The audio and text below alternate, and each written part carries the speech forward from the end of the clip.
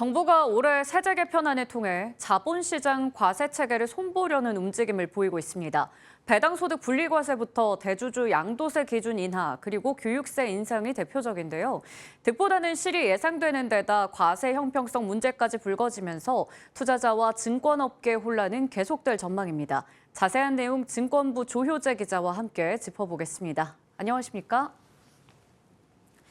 네, 조 기자, 최근 논란이 불거진 교육세 인상에 대해서 어떻게 된 것인지 먼저 자세하게 짚어주시죠. 네, 가장 최근 논란이 된 건 교육세율 인상입니다. 교육세는 원래 1950년대 교육재원 마련을 위해 도입된 세금인데요. 2009년 이후로 증권사 역시 과세 대상에 포함됨에 따라 수익금액의 0.5%를 내고 있는 상황입니다.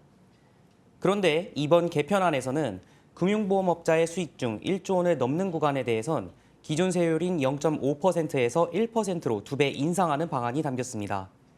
은행과 보험사도 대상이긴 하지만 문제는 증권사입니다.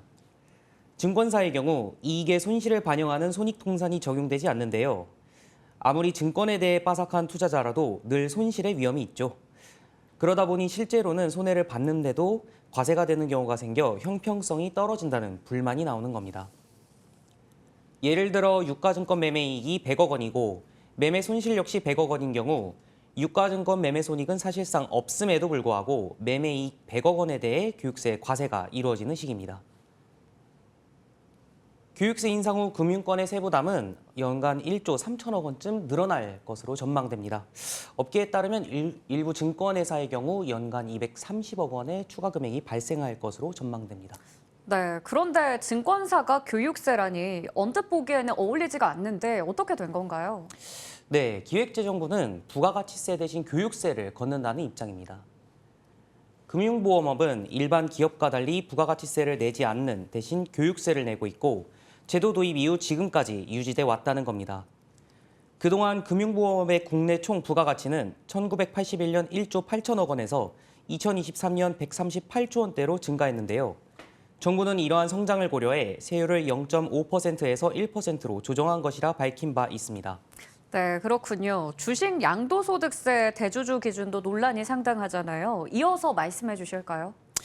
네, 현재 대주주 양도소득세 기준은 코스피 상장사 기업의 경우 지분율 1% 이상, 그리고 코스닥의 경우는 2% 이상, 또는 개별 종목 주식 50억 원 이상을 보유하고 있으면 대주주로 분류됩니다. 대주주가 되면 주식을 팔 때 최대 27.5%까지 양도세를 내야 합니다. 문제는 이렇게 기준을 강화하면 매년 연말 대주주 요건을 피하려는 매도 물량이 쏟아져 시장이 불안이 반복될 수 있다는 겁니다. 이재명 정부 들어서 기존 50억 원에서 10억 원으로 인하하는 방안이 논의됐는데요. 다만 시장의 반응이 부정적인 관계로 현재는 재검토에 들어간 분위기입니다. 네, 그러면 이어서 배당소득 분리과세 쟁점에 대해서도 설명해 주시죠. 정부는 시장의 요구를 수용해 일정 조건에 충족하는 고배당 기업에 대해서는 저율로 분리과세하도록 했는데요. 정부가 내놓은 세법 개정안에 따르면 최고 세율은 35%입니다. 하지만 자본이득세율 25%와 비교했을 때 지나치게 높다는 지적도 있는데요.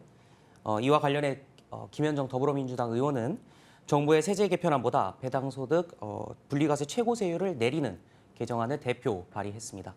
구체적인 법안 내용 김현정 의원의 얘기 직접 들어보시겠습니다.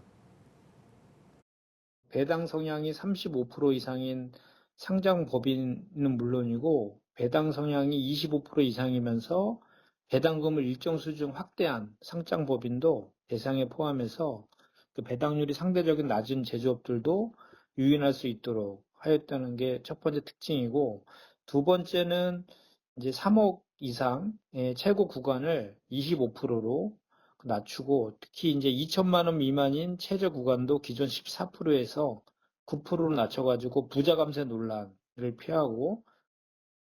세제 개편안에 대해서 전문가들은 좀 어떻게 보고 있습니까? 네, 전문가들은 전반적으로 부정적인 시각을 보이고 있습니다. 세수 확보라는 명분은 이해되는데 세제 강화와 증시 활성화 기조가 충돌하고 결국엔 시장 전체의 불이익으로 귀결될 수 있을 거라는 분석입니다.